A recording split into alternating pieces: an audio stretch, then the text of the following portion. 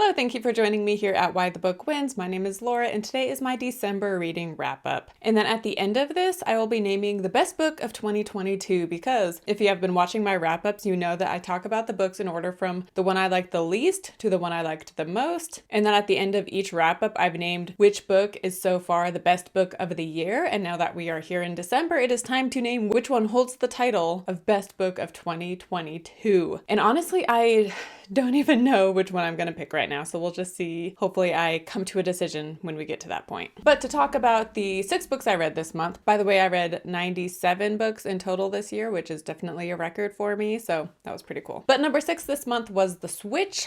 This author was recommended to me by my sister, and I did enjoy this one. It was a good, fun, easy read. It was like a Hallmark movie, essentially. Like, it literally had so many like Hallmark cliches and tropes. You know, the city lady who goes to live in the country, and this guy she had known as a child is now like this handsome teacher who loves animals, and her city boyfriend who works too much just doesn't relate to the small town folk, and he's judgmental of them, and he's too busy with his job. And then you have stuff going on with the grandma too. But the premise of this book, by the way, is a woman and her grandma switch places. So the grandma lives in the city for like 3 months, and this granddaughter, who is like 30, goes to live in the country just so each of them can get a refresh on their life. But yeah, it was fun. You know, there's times where I'm in the mood for those cheesy Hallmark movies, and so this book fits for when I'm in that kind of mood and just want something cheesy and easy. And yeah, and I would probably read more by this author when I'm, you know, just in the mood for that kind of book. And then number 5 is Prince Caspian by C.S. Lewis. Last month I read The Lion, the Witch, and the Wardrobe, and I did a book versus movie for it, and I was going to do that for Prince Caspian. I read the book and I watched the movie, which is like 2.5 hours long. But then when I finished the movie, I was just like, I don't know, like I didn't have the motivation to actually do a book versus movie for it. Like, I guess I just didn't have enough to say about the book or the movie. Like, I don't know.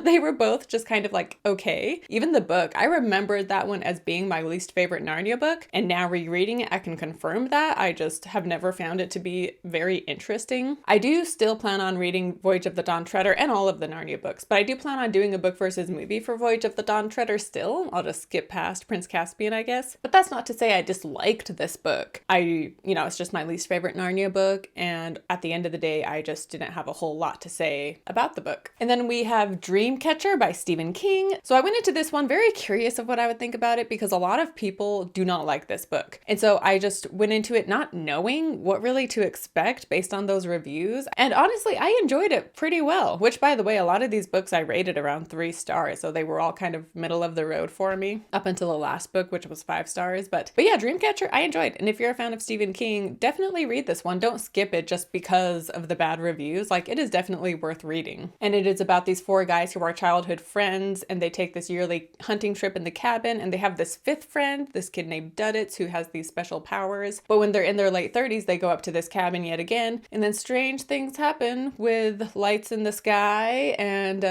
this fungus and these worms.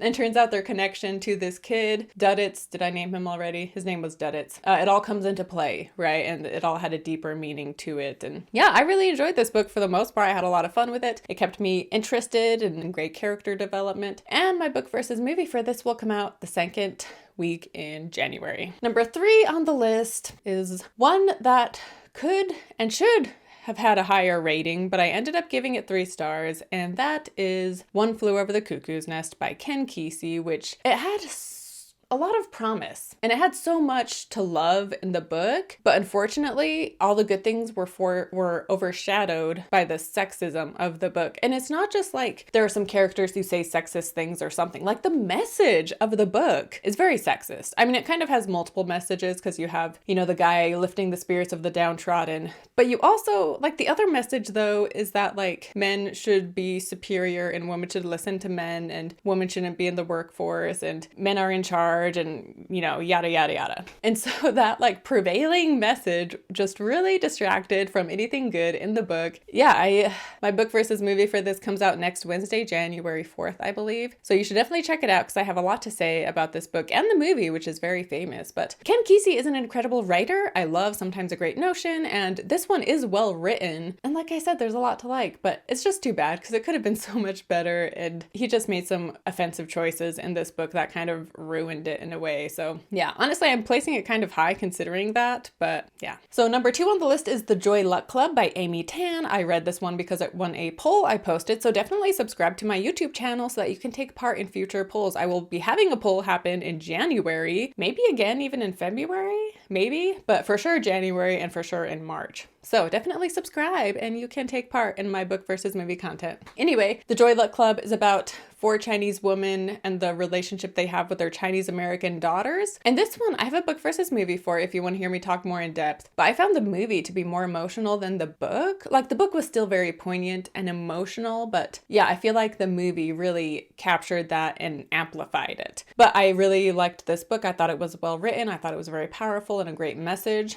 And it is one I would definitely recommend. And so that leaves us with the number 1 book of the month, which is We Were the Mulvaneys by Joyce Carol Oates. And Joyce Carol Oates is my new favorite author. So I read Where Are You Going, Where Have You Been earlier this year when I was on the Ink to Film podcast, and we covered it with the movie Smooth Talk. And then I read Blonde, which I had mixed feelings about, but ultimately I gave it 4 stars and I thought it was fantastic, even though there were things about it that I didn't love. And there were things there were passages that just made me feel gross while I was reading it, but that was also the point. But yeah, so overall I did I loved Blonde. I didn't love it so much to give it 5 stars, but it was obviously very well written, and I just really admire Oates for taking on the challenge of writing a book like that about one of our most famous American icons. And so then I read We Were the Mulvaneys, which has been on my radar ever since I read Where Are You Going, Where Have You Been back in April. So I knew I wanted to read this one, finally got around to it, and it's about a family who is well known and well respected in their community, and then their 17-year-old daughter gets raped, and so it's about everything that happens after that, as well as